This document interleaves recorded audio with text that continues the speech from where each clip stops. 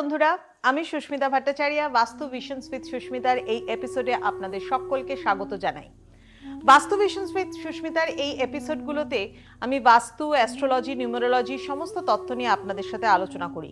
যদি ভালো লাগে তাহলে কিন্তু অবশ্যই সাবস্ক্রাইব করে রাখবেন, তাহলে প্রত্যেকদিন নোটিফিকেশন পাবেন নতুন নতুন তথ্যের জন্য। আজকে একটা খুব গুরুত্বপূর্ণ তথ্য নিয়ে আলোচনা করব, সেটা হচ্ছে আমরা সব কিছুই করতে চাই ভালোর জন্য, কিন্তু ভালোর জন্য করার পেছনে যে কারণগুলো থাকে বা কেন করছি, কি কারণে করছি, বা আরেকটু কিভাবে ভালো করা যায় সেটা সম্পর্কে আজকে কিন্তু জানবো। আজকে জানবো বাস্তুর একটা যাকে বলা হয় ভিত, ফাউন্ডেশন, একটা স্তম্ভ, সেটা নিয়ে আমরা একটুখানি জানবো। সেটা হচ্ছে বাস্তু পুরুষ মণ্ডল। বাস্তু পুরুষ মণ্ডল অ্যাকচুয়ালি কি? বাস্তু পুরুষ মণ্ডল এই শব্দটা কিন্তু বহু মানুষ শুনেছেন, বহু মানুষ জানেন, নেটে সার্চ করে হয়তো অনেক কিছু দেখেছেন, বাস্তু পুরুষের একটা ছবি দেখেছেন, সমস্ত কিছু। অ্যাকচুয়ালি বাস্তু পুরুষ মণ্ডল যেটা রয়েছে সেটার মাধ্যমে আমরা কি করে থাকি, এটার মিনিংটা কি রয়েছে, কোন দিকে কি ঘর হবে, শুধু সেটা? অ্যাকচুয়ালি ব্যাপারটা হচ্ছে কিছুটাও সেটা। তার কারণ হচ্ছে আর্কিটেকচারাল স্ট্রাকচার আপনার বাস্তুর ক্ষেত্রে কিরকম হবে, বাস্তু পুরুষ মণ্ডল কিন্তু সেটাই রিপ্রেজেন্ট করছে, সেটাই কিন্তু বলে দিচ্ছে। বাস্তু পুরুষ মণ্ডলের পেছনে একটা গল্প রয়েছে, সেটা একটু আমি আপনাদের সাথে একটু ছোট্ট অল্প করে শেয়ার করি। তাহলে বাস্তু পুরুষ মণ্ডলেরও কিন্তু পেছনে একটা গল্প রয়েছে, ইয়েস, একটা ম্যাথোলজিক্যাল গল্প রয়েছে। এবং সেই গল্প বলছে যে বাস্তু পুরুষকে বিশেষ তিথিতে, ভাদ্র মাসের শুক্লা তৃতীয়াতে, শনিবার দিন বিশাখা নক্ষত্রে ভূমিতে স্থায়িত করা হয়েছিল। অ্যাকচুয়ালি ইনি ছিলেন একজন ডেমন, যার ক্ষুধা কিন্তু কখনোই মিটত না, অর্থাৎ দৈত্য। ক্ষুধা তার কখনোই মিটত না। সেই ক্ষুধাকে মিটিয়ে 43 জন দেবতা একসাথে তাকে শায়িত করেছিলেন একেবারে মাটিতে। এবং তিনি ব্রহ্মার কাছে বলেছিলেন যে তার ক্ষুধা যেন মিটিয়ে দেওয়া হয়, না হলে তো তিনি ইউনিভার্সকেও হয়তো গ্রাস করে ফেলবেন, এই রকম তার ছিল ক্ষুধা। যাই হোক, সেই গল্পে আমরা অতদূর যাচ্ছি না, কিন্তু তাকে যে দিনে শায়িত করা হয়েছিল সেই দিনের মাহাত্ম্য কিন্তু অবশ্যই রয়েছে বাস্তুশাস্ত্রেও। যে কারণে ভাদ্র মাসের শুক্লাপক্ষের তৃতীয়া তিথি এবং শনিবার দিন, এবং সেই দিন ছিল বিশাখা নক্ষত্র, সেই বিশাখা নক্ষত্রে তাকে স্থায়িত করা হয়। ব্রহ্মা অবস্থান করেন তার একেবারে নাভিকুণ্ডলিতে, অর্থাৎ তার ব্রহ্মস্থল, যে কারণে যে কোনো বাস্তুর মধ্যে মধ্যিখানের জায়গাকে আমরা বলে থাকি। তিনি শায়িত অবস্থায় রয়েছেন, প্রণামের ভঙ্গিতে রয়েছেন। তার প্রণামের ভঙ্গি ছিল উত্তর পূর্বমুখী হয়ে, অর্থাৎ ঈশান কোণের দিকে তার মস্তকের অংশ, পায়ের দিক ছিল দক্ষিণ পশ্চিম অর্থাৎ নৈঋত কোণের দিকে। তার ডান হাত ছিল দক্ষিণ পূর্ব দিকে, তার বাম হাত ছিল হচ্ছে উত্তর পশ্চিমে। এইভাবে সে শায়িত অবস্থায়। এটাকে বলা হয় স্টেবল বা স্ট্যাটিক বাস্তু, বা যেটাকে বলা হয় স্থির বাস্তু। এই স্থির বাস্তু হিসাবে আর্কিটেকচারাল যে ডায়াগ্রামগুলো করা হয়, তাতে নর্থ ইস্টের দিকে স্লোপিং রাখা হয়, সাউথ ওয়েস্টের দিকে হাই পজিশন রাখা হয়, এবং তার সাথে সাথে হচ্ছে ব্রহ্মস্থলকে ওপেন স্পেস রাখা হয়, ব্রহ্মস্থলটাকে খালি রাখা হয়, কোনো পোস্ট অ্যান্ড পিলার সেখানে রাখা হয় না। এটার মাহাত্ম্য, গুরুত্ব কিন্তু অনেক, কারণ বলা হয় প্রত্যেকটা ডিরেকশন এক এক ধরনের এনার্জিকে রিপ্রেজেন্ট করে। যেমন পূর্ব দিক হেলথ এনার্জি, সেদিকে সূর্য ওঠার দিক, বাড়ির ওই সাইডটা যদি ব্লক হয়ে থাকে তাহলে সেই দিকটা কিন্তু আপনার বাস্তুর ক্ষেত্রে অশুভ প্রভাব ফেলবে শরীর স্বাস্থ্যগত দিক থেকে। দক্ষিণ দিক হচ্ছে উচ্চস্থান, সেই দিকে যদি আপনি কোনো রকম ভাবে ঢালু অবস্থান করেন, সেই দিকে যদি স্লোপিং করেন, বাড়িতেও কিন্তু টাকা পয়সা থাকবে না, জলের মতো বেরিয়ে যাবে। আবার ঈশান কোণ, উত্তর দিক, এই সমস্ত জায়গায় যদি হাই পজিশন করেন, সেই জায়গাগুলো একটু উঁচু থাকে, অর্থাৎ সেদিকে যদি আপনি স্টেয়ার কেসের পজিশন করেন, সেদিকে যদি আপনি আপনার বাড়ির মধ্যে ওভারের ট্যাঙ্কের পজিশন করেন, তাহলে কিন্তু আপনার বাড়িতে না শরীর স্বাস্থ্য ভালো থাকবে, না স্থিরতা থাকবে, না আপনার ব্যবসায়িক উন্নতি হবে, না অর্থনৈতিক উন্নতির দিক থেকে আপনারা ভালোভাবে থাকতে পারবেন। তাহলে এই জায়গাগুলোকে কিন্তু ঠিক করতে হবে বাস্তুমতে।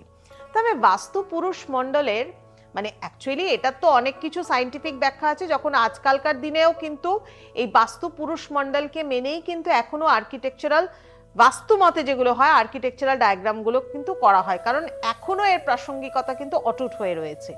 তার কারণ হচ্ছে যে বাস্তু পুরুষ মণ্ডলকে তিনটে ধরনের বলা হয়। একটা হচ্ছে নিত্য বাস্তু, যেখানে নিত্য বাস্তু হচ্ছে যেখানে বাস্তু পুরুষের মস্তকের অংশ প্রত্যেক 3 ঘন্টা অন্তর অন্তর পরিবর্তন হয়।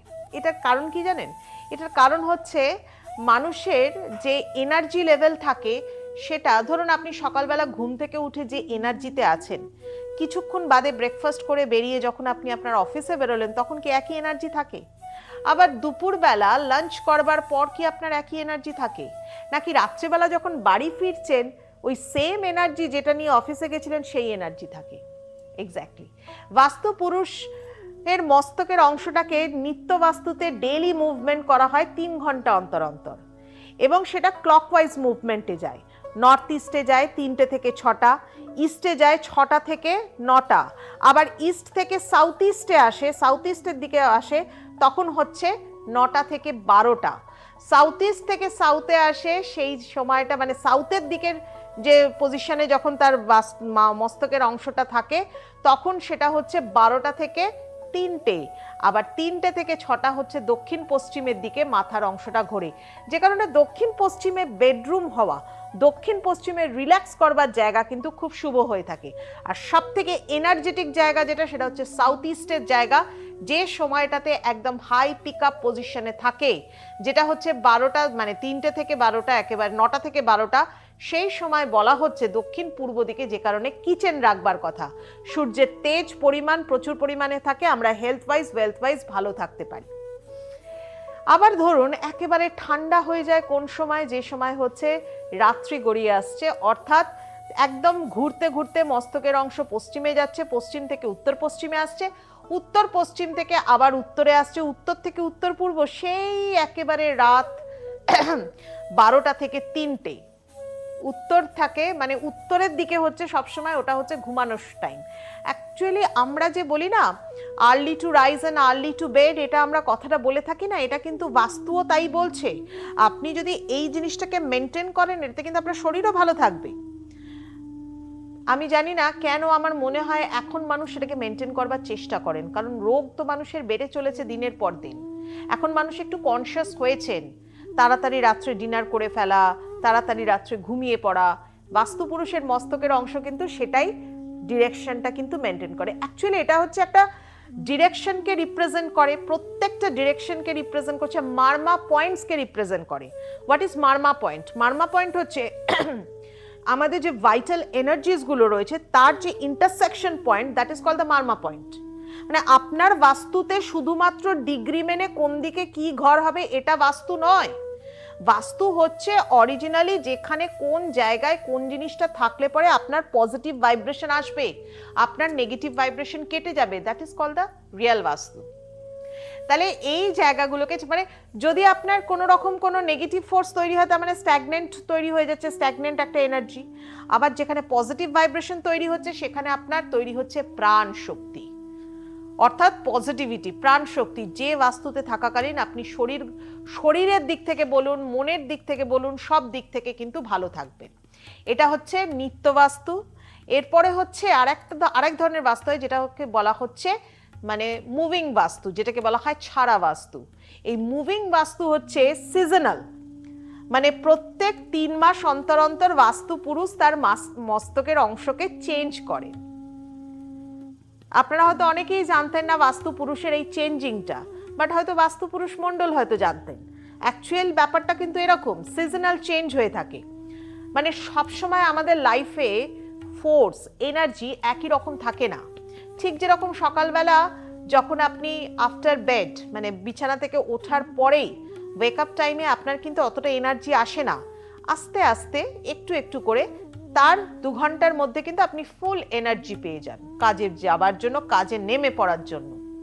আবার যখন রাত্রিবেলা বাড়িতে ফেরেন তখন কিন্তু এনার্জি পিক লেভেলে থাকে না, তখন কিন্তু একদম ডাউন লেভেলে, তখন রিল্যাক্সেশনের টাইম, স্লিপিং টাইম। তাই এই রকম ভাবে জিনিসটাকে মানায়। ঠিক সেই রকম ভাবে 3 মাস অন্তর অন্তর, যেমন ধরুন এই যে বলা হচ্ছে ভাদ্র মাসের তৃতীয়াতে শনিবার দিন বিশাখা নক্ষত্রে বাস্তু পুরুষকে শায়িত করা হয়। তারপরে আগস্ট থেকে নভেম্বর মাস অবধি মানে বাস্তু পুরুষের মস্তকের অংশ থাকে ঈশানের দিকে, তারপর সেটা চেঞ্জ হতে থাকে, সব কিন্তু ক্লকওয়াইজ। তারপর 3 মাস অন্তর অন্তর, তারপরেই সেটা চেঞ্জ হবে কিভাবে, নভেম্বর থেকে আবার চেঞ্জ হবে ফেব্রুয়ারি, মিড ফেব্রুয়ারি থেকে মিড মে চেঞ্জ হবে, আবার মিড মে থেকে অগস্ট। এইভাবে কিন্তু 3 মাস অন্তর অন্তর বাস্তুপুরুষের মস্তকের অংশ চেঞ্জ হতে থাকে। ঠিক সেইভাবেই কিন্তু প্রেডিকশন করা হয় অ্যাজ এ বাস্তু কনসালটেন্ট। নট দ্যাট পৃথিবীতে কোনো কিছুই কিন্তু স্ট্যাটিক নয়, কোনো কিছুই স্থির নয়। আমি আপনি প্রত্যেকে প্রতিনিয়ত কিন্তু পৃথিবীর এই রোটেশন আর রেভলিউশনের সাথে সাথে ঘুরছি। পৃথিবী তার অ্যাক্সিসের ওপর 66.5 ডিগ্রি অ্যাক্সিসের ওপর ঘুরছে, আমি আপনি সবাই ঘুরছি। ঠিক সেই রকমভাবে পৃথিবীর যে রেভলিউশন হচ্ছে সেটাতেও কিন্তু আমরা প্রত্যেকে ঘুরছি সূর্যের চারিদিকে। রোটেশন আর রেভলিউশনে এইভাবে যে আমরা ঘুরে বেড়াচ্ছি, ঠিক সেরকম আমাদের জীবনের চাকাটাও কিন্তু কখনো থেমে থাকে না। আমাদের জীবনের মধ্যে ঠিক সেরকম আপনার বাস্তুটাও কিন্তু পরিবর্তনশীল। আপনি একবার বাস্তুতে কোনো কিছু পরিবর্তন করেছেন, কোনো কিছু স্থায়ীভাবে চেঞ্জ করেছেন, সারা জীবন জেনারেশনের পর জেনারেশনই সেটা আপনাকে ফলপ্রাপ্ত দিয়ে যাবে তা কিন্তু নয়। সেখানে আপনার কর্মফল জড়িত, সেখানে আপনার অর্জিত ভাগ্য জড়িত, নতুন যারা জন্মাচ্ছে তাদের স্বর্গীয় ভাগ্য জড়িত, সমস্ত কিছু। আর বাস্তু পুরুষ মণ্ডলকে এইভাবেই আজ থেকে কত বছর আগে, হাজার হাজার বছর আগে সেইভাবেই কিন্তু ডিজাইন করা হয়েছিল। এখনকার দিনে মডার্ন আর্কিটেকচারাল সিস্টেমও কিন্তু এই বাস্তুর যে পুরুষ মণ্ডল সেটাকে মেনটেন করেই বাস্তু হিসাব মতোই কিন্তু তৈরি করা হচ্ছে। সেটা অ্যানসায়েন্ট হোক বা মডার্ন সায়েন্স হোক, মডার্ন আর্কিটেকচারাল ব্যাপার হোক, সেখানেও কিন্তু করা হচ্ছে। তাই যে কারণে বলা হচ্ছে যে অবশ্যই কিন্তু বাস্তুকে মানতে হলে সঠিকভাবে বিভ্রান্তি দূর করে মানুন। কখনোই কিন্তু এই রকম ভাবে বাস্তু মানবেন না যে বাস্তু মানেই হচ্ছে শুধুমাত্র আমার বাড়ির ঈশান কোণে কি আছে আর আমার বাড়ির দক্ষিণ দিকে কি আছে। সঠিকভাবে তাকে জানতে হবে, সঠিকভাবে মানতে হবে। যাই হোক, অনেক কিছু বললাম আপনাদের সাথে, অনেক কিছু শেয়ার করলাম। এরকম প্রত্যেক দিনই যদি জানতে চান ভিডিওসগুলো আপনাদের জন্য কোনো উপকারে লাগে, তাহলে কিন্তু অবশ্যই আমার চ্যানেলটাকে সাবস্ক্রাইব করবেন, বাস্তু ভিশনস উইথ সুস্মিতা এই পেজটা, এবং প্রত্যেক দিন নোটিফিকেশন পাবেন। আমার এই নামেই কিন্তু বাস্তু ভিশনস উইথ সুস্মিতার নামেই ফেসবুক পেজও আছে, এবং তার সাথে সাথে কিন্তু আপনারা আমাকে ইনস্টাগ্রামেও এই বাস্তু ভিশনস উইথ সুস্মিতা এই নামেই পেয়ে থাকেন। যারা জানতে চাইছেন, যারা দেখতে চাইছেন, যারা মনে করছেন বাস্তুকে অ্যাপ্লাই করলে জীবনটা ভালো হতে পারে, ভালো হওয়ার জন্য ছোটোখাটো আমরা অনেক কিছু করি, তো এটাও করতে পারেন, তাতে আপনি ভালো থাকবেন, আপনার পরিবার ভালো থাকবে। যাই হোক, আজকে আসি এই পর্যন্তই। সবাই ভালো থাকুন, সকলকে ভালো রাখুন।